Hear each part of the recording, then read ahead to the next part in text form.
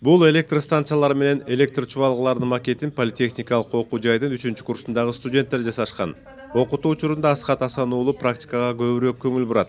Анткени практика чыныгы кесипкөйлөрдү өстүрүп чыгарат. Бүгүнкү күнү ушинтип иш жүзүндө такшалып, Каса Миң сыяктуу ири долбоорлорду иштеп жаткан бүтүрүүчүлөр аз эмес. Биздин факультетте эмне биздин кафедрада биз электр энергетикалык системдер жана тармактары деген адистерди даярдайбыз. Кыргыз Республикасында электр аба чубалгылары башка өлкөлөргө караганда түз жерден гана өтпөстөн алар тоолуу аймакта жайгашкандыктан бул биздин абдан өзгөчөлүгүбүз. Себеби көп китептер алар эмеге эле жазылганда жана түз жерде өткөн аба чубалгыларына жазылгандыктан, себеби тоолорду биз өткөндүктөн бул тоо аба чубалгылары бул өзгөчөлүктөр бар да өзүнүкүчө. Ошол өзгөчөлүктөр менен кошо дайындайбыз да биз. Ошол өзгөчөлүктөрдү эске алып, ошол жерден кандай айырмалар болот, ошолуктан өзгөчө алабыз. Электр энергиясын экспорттоо 2024-жылы башталган турат. 2023-жылдын октябрь айына чейин кубаты 500 киловольттук электр линияларын куруп бүткөрүү пландалууда. Жалпы узундугу 455 чакырымды түзгөн бул линия үчүн 1241 түркүк тургузулат. Азыр Баткен, Ош жана Жалал Абад облустарында активдүү иш жүрүүдө. Бул контракт өзү ошо генералдык келишимдин негизинде 15 жылга түзүлгөн.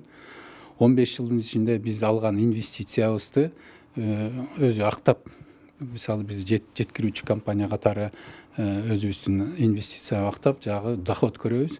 Ошо сатуучу компания АО электрические станции өзүнүн ошол объемун сатуу менен 1 миллиард 200 миллион доллар 15 жылда алып, модернизацияга, кийинки курулуштарга жөнөткөнгө мүмкүнчүлүктөрүн алышат да. Майдан баштап октябрга чейин сатылат бул электр энергия, жайкы электр энергия да. 3 облустун аймагындагы жумуш процессине 84 атайын техника жана 230 жумушчу тартылып, алардын 70% жергиликтүү тургундар. 3 аймакта жалпысынан 6 курулуш базасы түзүлгөн. Эгер бул жумуштар үзгүлтүксүз ушинтип улана берсе, Каса Миң долбоору ийгиликтүү ишке ашаарына мыкты негиз болот деп белгилешет эксперттер. Биз өзү Орто Азиянын электр энергетикалык системасында отурабыз. Ал жерде Өзбекстан, Тажикстан жана Кыргызстан бар.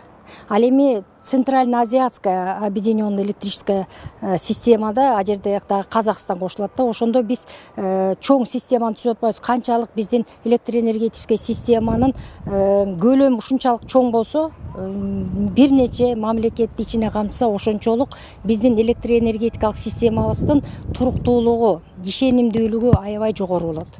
Экономикалык жактан пайдасын алганда бул долбоордун алкагында Кыргызстан менен Тажикстан электр энергиясын Афганистан менен Пакистанга экспорт кылат. Бул негизги бул проекттин немеси кызматы биздеги Түштүк Азиядагы Кыргызстан менен Тажикстандан чыккан электр энергияны Афганистан менен Пакистанга жеткизип берүү. Ошон үчүн Каса Миң деген сөз аббревиатура, бул Южная Азия, Центральная Азия 1000 мегаватт деген сөздөн. Бул эмнеси менен баалуу? Биринчиден биз мисалы электр энергияны сыртка сатабыз, Түштүк Азияга, это Пакистан. Андан кийин биз аны көздөй, ары көздөй улантсак да болот. Пакистандан ары Түштүк Азиянын бардык өлкөлөрүнө сатканга мүмкүнчүлүк бар. Бул бир. Экинчиден, мына бүгүнкү күнү азыр келишим түзүлүп, мисалы линиялар тартылып атат.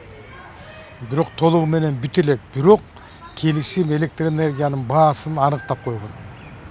Жана сөз кылачпайбы, 0,9 центтен деген 0,9 центтен баасы аныкталган. Жогоруда аталган 4 мамлекет ортосунда электр энергиясын сатуу боюнча так механизмдер эл аралык стандартка негизделип иштелип чыккан. Каса Миң ири энергетика долбоору Борбор Азия менен Түштүк Азиянын энергетикалык системасын байланыштырууну көздөйт.